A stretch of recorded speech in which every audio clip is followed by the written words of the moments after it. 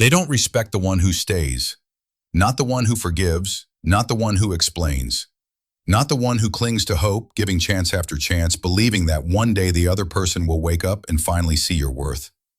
They respect the one who leaves, the one who doesn't argue, the one who doesn't beg, the one who doesn't make grand announcements or threaten departure as a performance, the one who simply disappears.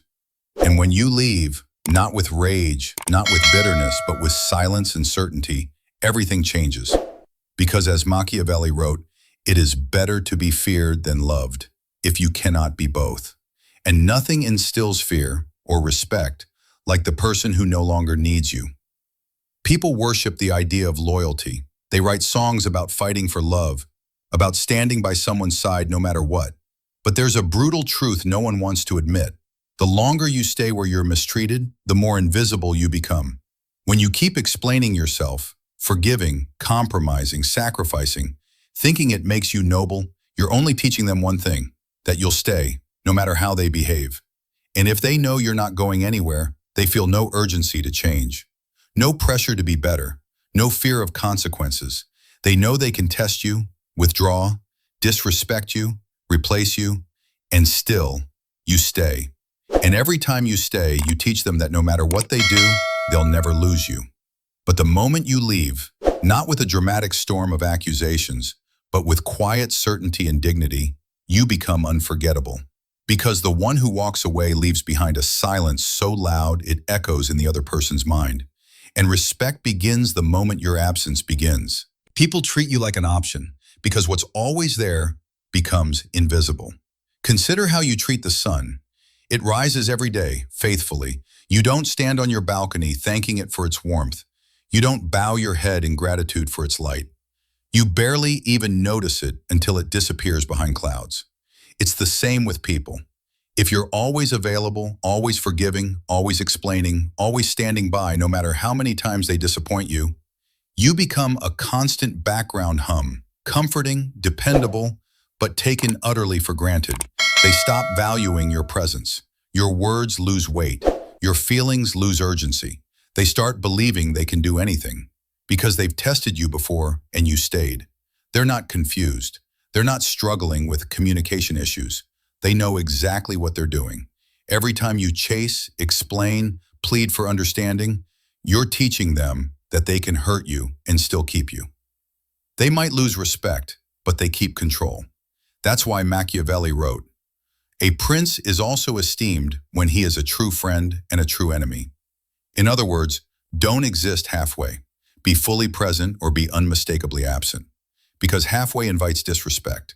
Halfway tells them they can toy with your emotions and you'll still show up tomorrow to pick up the pieces.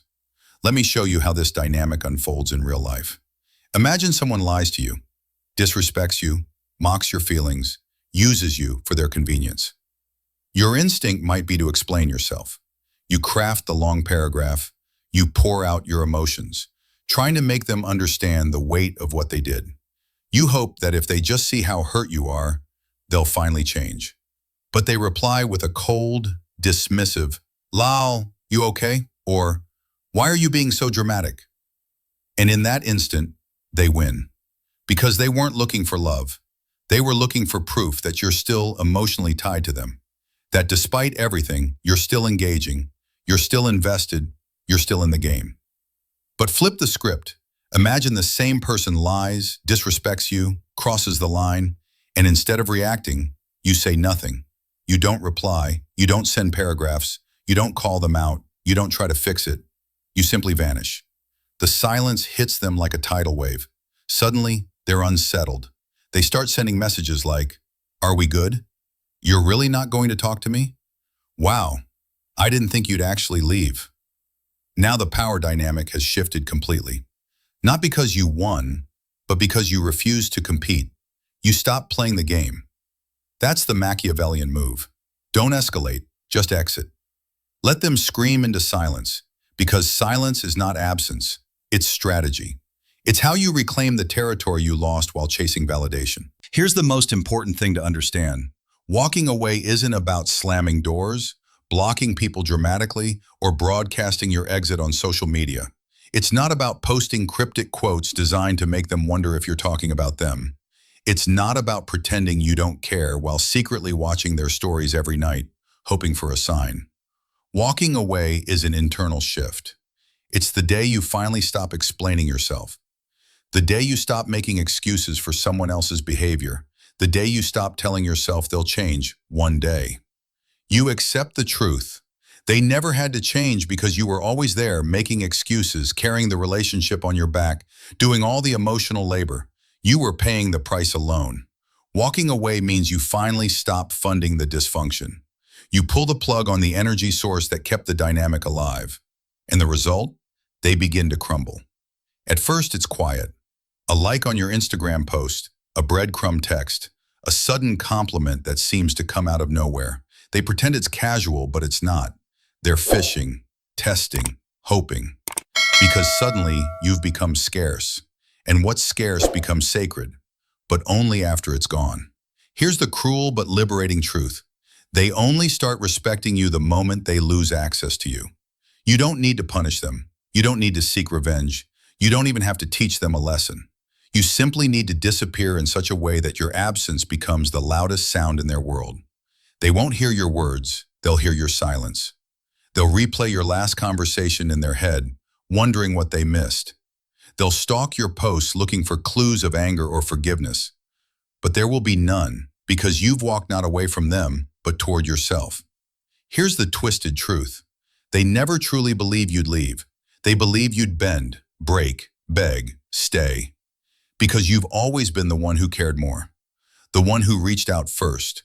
The one who cleaned up the mess. The one who smoothed over the chaos. But when you leave without giving them a villain to blame, without giving them the closure they think they deserve, without giving them the fight they crave, you become a mirror. And in that mirror, they see all the parts of themselves they'd rather avoid, their own weakness, their manipulation, their emotional dependence. And that's what haunts them. Not your anger, not your pain, but your absence of reaction. Machiavelli understood that most people only learn through loss, not through empathy, not through heartfelt conversations, through impact. He wrote, "It is necessary for a prince to learn how not to be good." It sounds cold, but it's true, because being endlessly available, forgiving, soft in the face of repeated disrespect, that's not virtue. That's emotional suicide. There's nothing noble about staying in places where your worth is always up for negotiation. There's nothing strong about loving someone who only respects you when you go silent. You're not loyal, you're just afraid to walk. But the day you decide to walk away, everything changes. You're no longer proving your worth to anyone. You're governing your own life. And you don't need anyone to chase you to feel valuable. Now you're not the desperate one. You're the mystery, the absence, the ghost they can't decode. They'll tell themselves stories. You must have someone else. You're just being petty. You're trying to punish me. But deep down they know. You're gone because they failed to keep you. You walk because staying would have meant betraying yourself. And that's what burns the most. Not the silence, but the reason behind it. Here's what you'll notice next. People will start to mirror your distance. They'll pretend they don't care either. They'll act unfazed. They'll mimic your calm exterior. But it's an illusion. Because when someone truly doesn't care, they move on. But when someone pretends they don't care, they watch everything. Every post, every silence, every glimpse of your peace. Deep down, they're hoping for a relapse. They're praying the old version of you will come back. The version who would break your own boundaries just to keep the connection alive.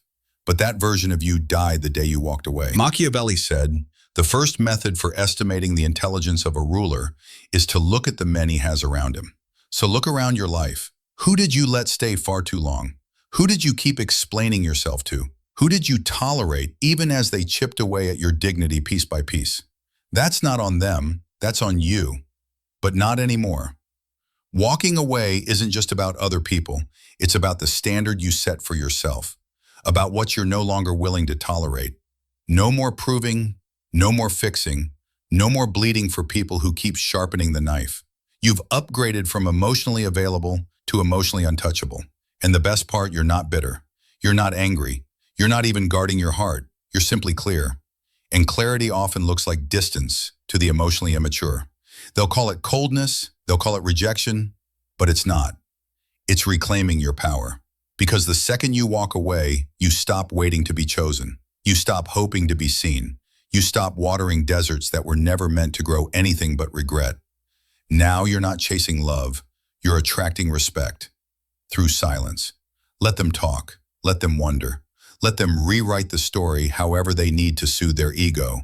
You've already left the chapter. You're not the villain. You're not the hero. You're the lesson. And the ones who failed to learn it, they'll meet you again in someone else. Someone who walks faster, quieter, sooner. Because that's the law of power. Respect doesn't come when you stay. Respect comes when you leave. Here's another truth that stings. Not everyone you lose is a loss. Sometimes the greatest tragedy isn't that someone left your life, but that you kept them there far longer than they deserved. People say love is patient, love is kind, but love without boundaries isn't love. It's self-betrayal. You cannot call it loyalty when it costs you your dignity. You cannot call it compassion when it empties your soul.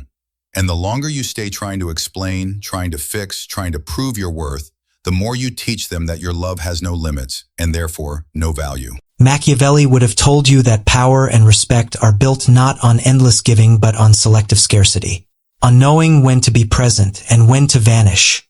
He wrote, "Men in general judge more from appearances than from reality. People judge you not by your heart but by your boundaries. They decide how much you're worth based on how hard they have to work to keep you. What's easy is disposable. What's rare becomes priceless. And your presence should be rare enough that when it's gone, its absence leaves a void no one else can fill. Consider the pattern. Someone mistreats you. They cross a boundary, and your instinct is to help them understand. You write the long message. You try to speak your heart. You think that if you're vulnerable enough, raw enough, honest enough, they'll finally see your pain and change. But vulnerability without discernment isn't strength. It's a blueprint they'll use against you later. Because if someone's intent is to control you, your vulnerability becomes their favorite weapon. They'll twist it, mock it, dismiss it, and leave you doubting yourself. Meanwhile, you're handing over every piece of your power, believing that the only way to earn respect is to keep proving you deserve it. But respect doesn't come from proving yourself. Respect comes from what you refuse to tolerate. So here's a new rule. The moment someone makes you feel like your feelings are an inconvenience, silence is your answer. You don't owe them a monologue. You don't owe them closure. You don't owe them access to your heart. Silence is the language of self-respect. It's how you say, "I saw what you did, and I will not participate." It's how you protect your peace without engaging in chaos. It's how you stop giving free front row seats to people who only show up to watch you bleed. And silence, in its purest form, is terrifying to them. Because when you leave without a fight, without drama, without a script they can argue against, you become a mystery. They can't predict you. They can't read you. They can't label you crazy or dramatic. They're left alone with their own thoughts, forced to wonder if maybe they pushed too far, if maybe they misjudged your limits. And Machiavelli understood that fear born of uncertainty is the most powerful leverage of all. People often mistake silence for weakness. They'll say, "Oh, so you're just going to ignore me? How mature." But silence isn't weakness. Silence is strategy. Silence is refusing to waste your breath trying to teach a lesson to someone committed to misunderstanding you. Silence is how you protect your dignity when words have become cheap. Machiavelli wrote, "It is much safer to be feared than loved, when one of the two must be lacking. Because fear forces people to weigh their actions, to consider consequences, to measure the cost of losing you. Love without respect is fragile, collapses under pressure. But fear, when earned through boundaries, creates respect that endures." Let's look at another truth. They might say they miss you when you leave, but pay attention to what they miss. Do they miss you, the real you, or do they miss the version of themselves who felt powerful when you were around? Because sometimes what people truly crave isn't your presence, but the control they felt while you were still emotionally available. Your tears validated their worth. Your need for answers kept them in the center of your universe. Your forgiveness gave them permission to keep repeating the same disrespectful patterns. That's not love. That's a transaction of power. So when you walk away, they'll often try to lure you back. Not because they love you, but because your silence disrupts the narrative where they're in control. They'll send messages like, "I can't believe you're acting like this," or "Wow, you're just going to ghost me after everything we've been through?" But notice how their messages aren't about your feelings or your well-being. They're about their shock that you dare to walk away. That's not remorse. That's panic. Panic that the game they were playing has ended, and they're left holding the pieces. And here's where it gets even deeper. When you finally leave, they'll often try to rewrite history. They'll tell people you were crazy, overly sensitive, too emotional. They'll pretend you were the unstable one, because admitting they lost you due to their own behavior is too painful for their ego to handle. But let them talk. Let them spin their stories. Because while they're busy rewriting history, you'll be too far ahead to care. And eventually, even their audience will begin to wonder, if you were really so unstable, why did your absence create such a profound silence?